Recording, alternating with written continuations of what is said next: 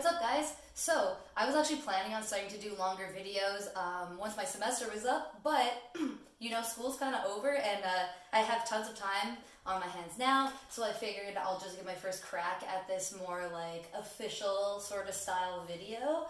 I have a couple ideas in mind.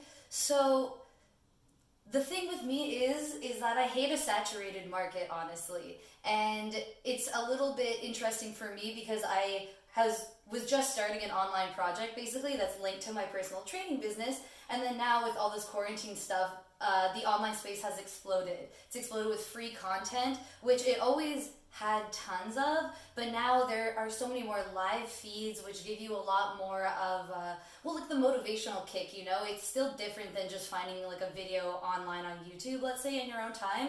So in that sense, like right now you have so many options. So I think the next video I'm going to do is I'm going to try and help people figure out what workout is best for you, because like what are you searching, right? Like, do you know what are your goals? What kind of workouts are best for those goals? What kind of restrictions do you have in terms of your body or in terms of your space?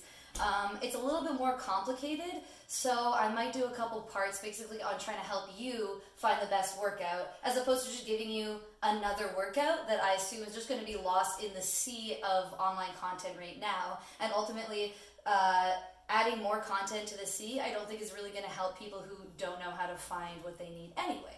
So that's going to be for another video, but right now we're going to talk about building your own workout, because that is always an option as well.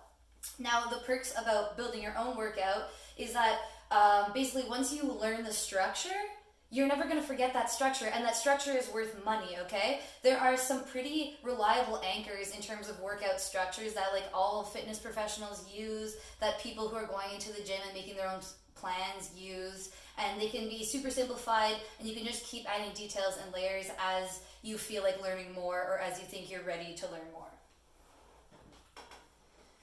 So, if I tell you how to make your own workout, it's going to give you more things to do also. It's going to give you a goal when you go online. You're going to have a little something to follow so you can keep looking for exercises and trying things out for yourself. And then, all that researching and stuff, all the time that you put into what kind of structure you want in your workout, that's good time spent as well, and you're going to keep learning. And so a lot of us, the excuse is that like we don't have time for fitness, or we just want to be told what to do in the gym, because it's kind of like that space in your day that you can let go of your own like demand on your agency. But right now, I'm pretty sure people want more things to think about. I'm pretty sure a lot of people are at home and they don't know what to do. So I find comfort in structure and details. So we're going to try and structure your workout, and you can put the details in, okay? So I'm hopelessly backwards in terms of technology, so I don't think I'm even gonna try and edit this, but ideally, yeah, I will be throwing some graphics up. For right now, I have a Sharpie and some paper, and you could take screenshots, or hey, if you're bored and you like fitness, maybe you want to edit my videos from now on, and we'll both have something to do. Anyway, for now, we're just gonna go with the flow, because I'm just making this up as I go along. Okay, now, in general, whether it's going to be for finding a workout online that you like, or whether it's going to be for making your own workout, you always have to start with your goal. And this doesn't have to be an emotional goal or like a life-changing goal or like anything deep. It's literally a practical goal. Like your goal could be, I want to lift 40 pounds over my head, or I want to hold a plank for 2 minutes. Something like that. It doesn't have to be deep, but basically quantify your goal a little bit. Because you need to know, like, should you be moving fast? Should you be moving slow? Should you be holding positions? Should you be doing reps? All that kind of comes into play. And you know what we're going to do in this video? We're just going to keep it at, like, the most general. I know a lot of people, when I ask, like, what's your goal? Your goal is literally, I don't know, get fit. And maybe in times like this, is maybe just do something. So we are going the most stripped down, just like universally applicable sort of workout that you need, okay? Next video, when I talk more about finding stuff online, then I think I'm going to give more options catered to what different goals are. But regardless, start thinking about it, because there are very obvious tweaks you can make to this basic structure once you figure out what exactly your goal is. So gaining muscle, maintaining weight loss, something like that, okay? So number one, start, goal. Okay, you can screenshot this. All right. Now, number two, you have fitness basics, okay? So essentially, there are, we would say, like 7 basic components to all fitness movement, all of it falls into the same categories, okay? And basically you have horizontal push and horizontal pull, okay? Horizontal, we're thinking this direction. So horizontal push, that's kind of like pec exercises, and you have horizontal pull. So that's one exercise to fill and your second exercise to fill. Okay, next 2 parts are vertical push and vertical pull. Okay, so you're thinking overhead press and chin-ups here. That's 4 of the basic 7 movements that you need to work on if you're gonna have a full and complete workout, okay? Number 5, you have a squat. Okay, everybody knows what that looks like, and you can also toss in lunges with that. For these purposes, we're gonna call them split squats basically, okay? Next, you have hip hinge. So that's basically the deadlift movement, okay? So I'm just bending at the hips. There's minimal bend in my knees depending on how my body is shaped. It's a lot of back and core stability along with the back of your legs, so hamstrings and glutes. And the last one, which of course is infinitely complex, is abs, okay? So I'm gonna write those ones down for you.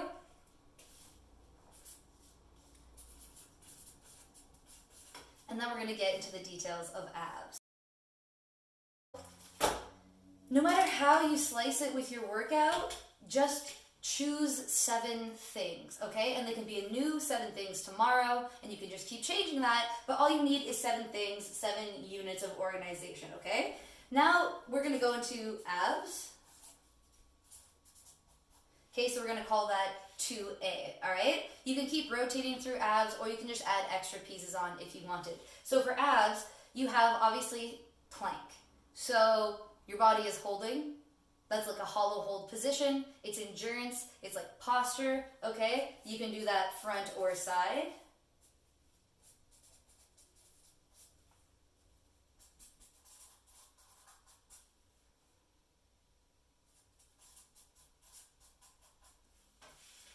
Okay, so 2A, we're calling abs. So here, your next set of options, basically, you have plank options. Something you're holding, so you can do in the front, side planks, I don't know, V-ups, hollow holds, hanging hollow holds, all that stuff. And then obviously you have like crunches, we'll call it. Crunches / 4 reps. Okay? So there you go, crunches, 4 reps, and you've got twisting, which involves your obliques, okay? So in plank, you can do side or front, reps are twisting for abs. Okay, that is literally it. That is all you need.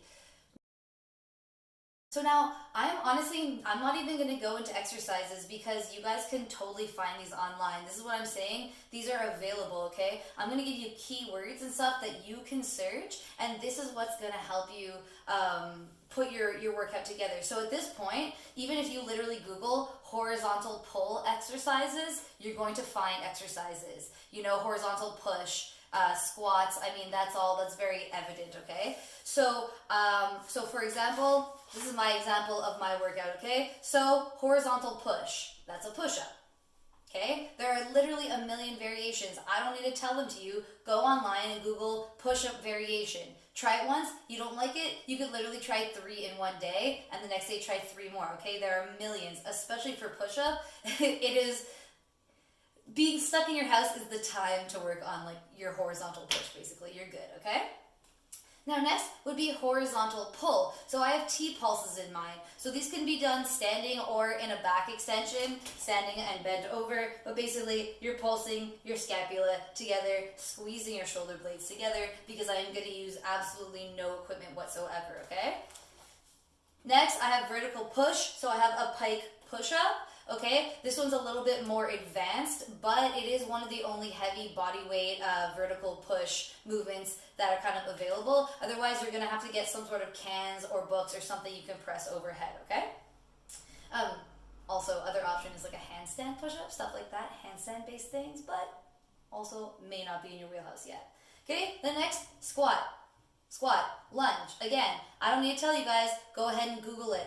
Squat, squat variations, lunge variations, okay? You have a million options here. Glute bridge, that's the safest, or here, you can also do deadlift variations.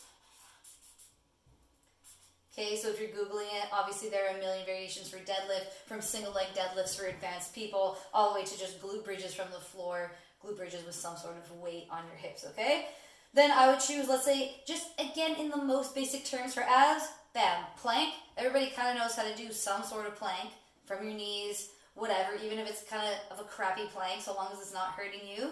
It can go in. And a Russian twist, that's kind of the one where you're sitting on the floor and like twisting like this, okay? That sort of twisting movement and keeping your chest up, I think kind of covers a lot of the movements of your torso and your abs, okay? So here you go. So that's 8 exercises I've just chosen. You could choose your own exercises, and then we're going to go forward, and I'm going to tell you how you could just infinitely change those exercises, even without forcibly Googling to find something new, okay? Because if you find like a cool push-up variation you want to work on, we can keep making it harder.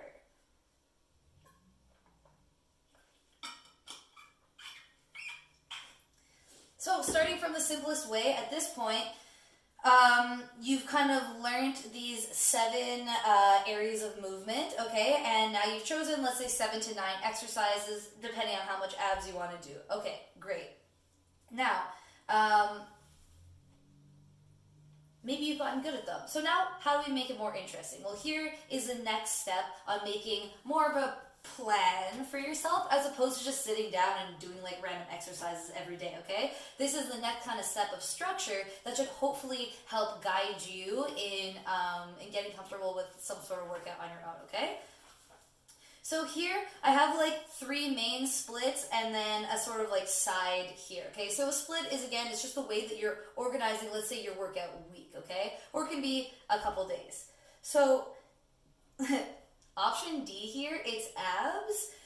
You could do a full ab day, or you could do like a rest ab day where it's shorter than usual, but you're focusing on abs, or you're gonna have to put them in on really any day, okay? Abs and obliques, all that stuff, the more the better. You could do core literally every day if you want, okay? So don't give yourself too big of a goal, but just constantly do some abs to get them done, okay? So super simple way to split your workout. If you want to stop doing full body and start organizing in a different way, which will allow you to progress more, you could do upper, lower body split. This is super obvious, super easy to do. I don't even need to go over it. Upper body, okay, you got those vertical and horizontal push and pulls basically. Lower body is your squats, your deadlifts, lunges, glute bridges, all that sort of thing, okay? And again, abs is not super obvious where they're going to fit in, but you can throw them in on both days and keep changing those up as well.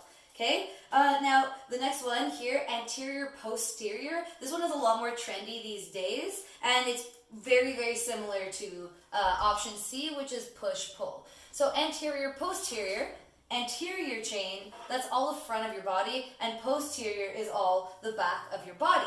So let's say, you're bored of your full body workout, it's not hard enough, you're not getting sore enough, you need more work on focused parts of your body. So then you can do a full body A and full body B. Full body A is the anterior day, so you're doing pushing movements here, so chest, you can really put crunches and abs in here.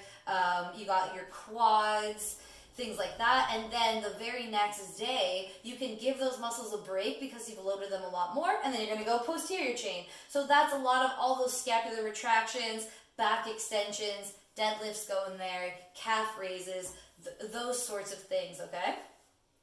So the advantage of doing something like this is hitting your full body every single day, which is like basically large muscles and small muscles, and it's going to give you more time to focus and add more and more detail, because you can still work out the same amount of time every day, but you have more time to focus on each part of your body. Push-pull, guys, pretty much the same thing. Push-pull basically goes back to those kind of 7 foundational movements, where on one day you're doing all sorts of pushing movements, so that includes triceps, that's push-ups, or, in the normal course of things would be chest press, overhead pressing, handstand movements, and then pulling would obviously be all sorts of rows and back stuff, deadlifts because you're pulling up from the floor, although honestly I could argue that a deadlift is also a push, just like a squat anyway. Okay, so now you move on to your next level of complexity, okay? You take your 8 basic exercises and you can start finding, now instead of just having one chest exercise, now you go back to Google, you do 2, okay? You find a third one. So then, all of a sudden, maybe you have 8 exercises on day 1, which is all anterior, and 8 exercises for day 2, which is all posterior, okay? You've doubled your work already. We haven't even talked about numbers, sets, reps, or anything, okay?